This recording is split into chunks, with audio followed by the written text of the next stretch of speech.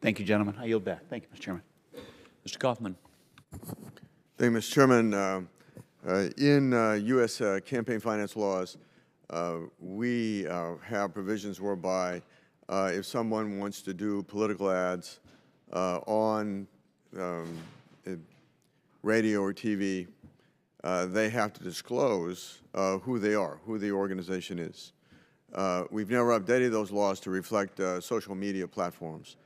Do you think that that transparency would serve the American people well?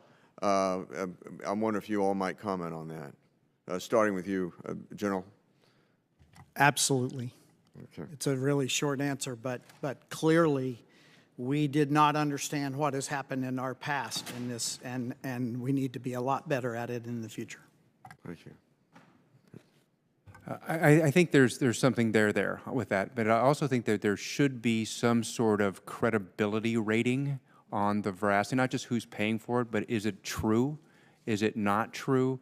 And I don't know if it's, you get, historically you get 5 stars because your truth over time for 20 years is the top 1% or however it works. But I think we need some sort of veracity scale to see that what's actually coming out is true and accurate.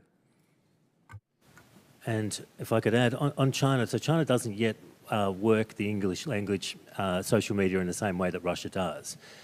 Maybe it's learning, maybe this is all to come. But where we've really got a problem is in the Chinese language social media systems and channels. So the fact that China has been successfully able to block out the big American platforms, the Facebooks, the Twitters, etc., has given it a near monopoly of Chinese language social media, and it follows the diaspora abroad. And so we've actually lost, these messages that are going to most Chinese language social media users in Australia and the United States are filtered through Beijing. So we've actually lost the delivery mechanism. So it's well beyond just tagging that there is some government involvement in the message. It's filtered and delivered and created by a Beijing-sponsored platform. Thank you. General Breedlove, as a former U.S. commander for European Command, you had mentioned in recent testimony, in prior testimony, about the Russian attack against its former spy and his daughter as not necessarily an act of war, but a warlike act. In Article 5 of the NATO Charter, it speaks to the requirement for NATO members to come to the defense of any NATO member who has been attacked. The problem is what constitutes an attack.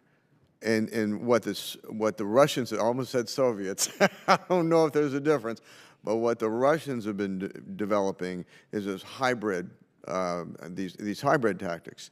And so, it's about, information operations. It's about using covert forces in conjunction to augment indigenous elements that they've stirred up within the country. They've obviously done this in the Ukraine. My guess is they could very well be looking at the Baltic states as a test to break NATO. How well defined is Article 5, and what would you anticipate a European response, a NATO response in something that may not be a clear-cut conventional attack? Congressman, this is a tough question that's being discussed in NATO when I left and still is being discussed. When do these, and I used hybrid in my own testimony. I really like Gerasimov's words because they illustrate what you're talking about, active measures and asymmetric methods. But Article 3, defense starts at home. Article 4, we consult with our allies to determine have we been attacked and what is the response. And Article 5 is then the collective response. So that process kind of walks through. And at the point that we are now, most of the nations are using that process individually to determine, have we had an Article 5 sort of response? And so it's hard to draw the line of what is and what isn't. And frankly, I believe Mr. Gerasimov and Mr. Putin believe they can get away with different things in different countries. And to include our own, they have a line which they think they can operate to.